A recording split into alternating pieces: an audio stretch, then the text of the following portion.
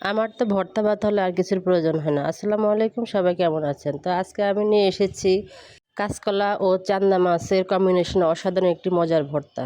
এ ধরনের মজার ভর্তা হলে আর কোনো মাছ মাংসের প্রয়োজন হয় না। তো প্রথমে চান্দা মাছগুলো ভালো করে বেছে পরিষ্কার করে তারপরে ধুয়ে নিয়েছি।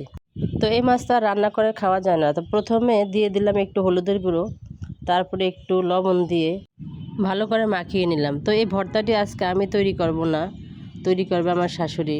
উনি অসাধারণ ভর্তা তৈরি করতে পারেন। আসলে মুরব্বিদের হাতে মনে হয় কোনো জাদু থাকে, না হলে এত মজা কিভাবে হয়। ওনারা খুব একটা মশলা ব্যবহার করেন না, কিন্তু তারপরেও যে কোনো রান্নাবান্না এবং ভর্তায় শাকসবজি তো সব কিছুতেই কেন জানি একটা অসাধারণ টেস্ট নিয়ে আসেন।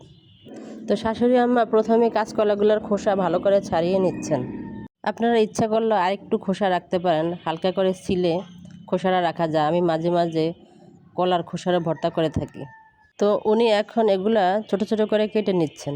আমরা এখানে শুধুমাত্র 2টা কলাই নিয়েছি, কারণ বাসায় শুধুমাত্র 2টা কলাই ছিল। আমরা ভর্তা তৈরি করতে গেলে একটু বেশি পরিমাণে করে থাকি, কারণ অল্প ভর্তায় আসলে তৃপ্তি সহকারে খাওয়া যায় না, আর 2-1 দিন রেখে খাওয়ার চেষ্টা করি, কারণ ভর্তা তো আর সবসময় তৈরি করা যায় না। এদিকে তৈরি করে রাখা মাছগুলো অল্প একটু তেল দিয়ে মুচমুচে করে ভেজে নিতে হবে।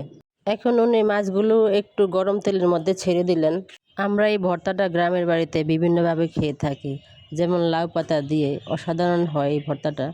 লাউ পাতা এবং চান্দা মাছের একটা রেসিপি অলরেডি দেওয়া আছে, আপনারা ইচ্ছা করলে আমার চ্যানেলে ঘুরে আসতে পারেন। তো এখন উনি মাছগুলো ভালো করে ভেজে নিচ্ছেন। অন্য মাছের সাথে যখন আমরা এই চান্দা মাছগুলো পাই তখন আমরা বিশেষ করে ভর্তা বানিয়ে খেয়ে থাকি। তো মাছগুলো এখন প্রায় ভেজে নেওয়া শেষ, মুচমুচে হয়ে আসলো। এদিকে কলাগুলোকে আমি একটু লবণ আর একটু হলুদ দিয়ে মাখিয়ে নিচ্ছি। কলা রান্না করার আগে আপনি একটু হলুদ আর একটু লবণ দিয়ে মাখিয়ে রাখলে কলাটা আর কালো হবে না, একদমই ফ্রেশ থাকবে। তো এখন আমি মাখিয়ে নিয়ে ভালো করে ধুয়ে নিচ্ছি। একটু পানির মধ্যে ধুয়ে নিচ্ছি কলাটা, কারণ কলাটাকে একটু সিদ্ধ করে নিতে হবে। তো আমি একটু হলুদ আর একটু লবণ দিয়ে হালকা করে একটু সিদ্ধ করে নিচ্ছি, কারণ কলাগুলোকে আমি ভেজে নেব। এদিকে আমার মাছটা একেবারে সুন্দর করে ভেজে নেওয়া শেষ। এদিকে সিদ্ধ করা কলাগুলোকে আমার শাশুড়ি আম্মা অল্প একটু তেলের মধ্যে দিয়ে ভালো করে ভেজে নিচ্ছেন। আপনারা ইচ্ছা করলে কাঁচকলাটা কাঁচাও ভাজতে পারেন, কারণ কাঁচা ভাজলে একটু সময় বেশি লাগে, আর সিদ্ধ করে ভাজলে সময়টা একটু কম লাগে, আর তেলটাও একটু কম লাগে। তো এই জন্য আমি একটু সিদ্ধ করে নিলাম, যেহেতু আমি তেলের পরিমাণটা খুবই কম খাই। এদিকে শাশুড়ি আম্মা কলাগুলাকে ভেজে নিয়ে একপাশে তুলে এখন দিয়ে দিলেন কাঁচামরিচ, কয়েকটা রসুনের কোষ এবং দিয়ে দিলেন কুচি করে রাখা পেঁয়াজ।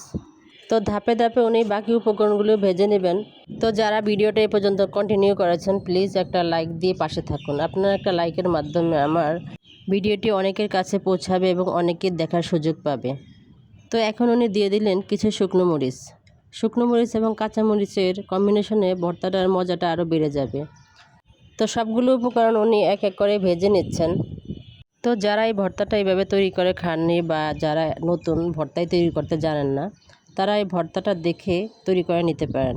এভাবে তৈরি করে ভর্তা যখন সামনে আসে, মন চায় 1 প্লেটের জায়গায় 2 প্লেট ভাত খেয়ে ফেলে, কিন্তু পেটে তো আর জায়গা থাকে না। তো সবগুলো উপকরণ এক এক করে ভেজে নেওয়া শেষ, এখন উনি তুলে নিচ্ছেন। এদিকে ধনিয়া পাতাটাও হালকা করে ভেজে নিচ্ছেন, কালারটা রেখেই, কারণ ধনিয়া পাতাটা কিন্তু কাঁচাও দেওয়া যায়। তো আমার কাছে মনে হয় যে হালকা একটু ভেজে নিলে মনে হয় আরেকটু স্বাদটা বেড়ে যায়। তো আমাদের এখন সম্পূর্ণ উপকরণগুলো রেডি করা শেষ, এখন আমরা চলে যাব পাটায়। যারা ভর্তা খেতে খুবই পছন্দ করেন কিন্তু আলসেমির জ্বালায় ভর্তা তৈরি করতে ভালো লাগে না, তারা ইচ্ছা করলে ব্লেন্ডারও তৈরি করতে পারেন। তো আমার শাশুড়ি আম্মা এখন এগুলো পাটায় বেটে নিচ্ছেন এক এক করে, যেহেতু পাটাটা একটু ছোট, তার জন্য অল্প অল্প করেই বেটে নিতে হবে, আর পাটায় বাটার ভর্তার মজাই আলাদা। এখন কলাগুলা বেটে নিচ্ছেন। পাটায় বাটার ভর্তার মজা কখনোই আপনি ব্লেন্ডারের মধ্যে পাবেন না। কলাগুলো বেটে নেওয়া শেষ, এখন উনি বাকি উপকরণগুলো বেটে নিচ্ছেন। কত সুন্দর কালার আসছে মাশাল্লাহ, দেখেই মনে হলো যে ভর্তা তৈরি করার আগেই ভাত নিয়ে রেডি হয়ে বসে থাকি। আপনাদের কার কেমন পছন্দ জানি না, কিন্তু খাবারের মধ্যে শাক ভর্তাটা আমার খুবই পছন্দের একটা খাবার। এত পছন্দ কেন আমি নিজেও জানি না। তো কথা বলতে বলতে এদিকে আমার শাশুড়ি আম্মা সব কিছু বেটে নেয় একেবারে শেষের দিকে, সমস্ত উপকরণগুলো একবারে বেটে নিলেন।